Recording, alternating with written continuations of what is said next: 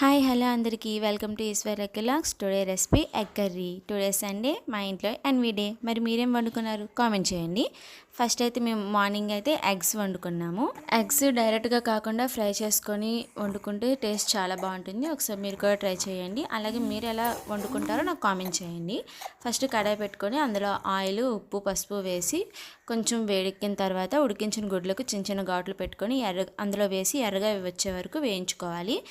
Eggs బాగా వేగిన తర్వాత పక్కకు తీసుకొని అదే కళాయిలోకి ఇంకొద్దిగా ఆయిల్ వేసుకొని ఉల్లిపాయ ముక్కలు, పచ్చిమిర్చి, కరివేపాకు వేసుకొని బాగా వేగనివ్వాలి. ఉల్లిపాయలు ఎర్రగా వేగిన తర్వాత టమాటా మగ్గు కూడా వేసేసి బాగా ఉడికించుకోవాలి.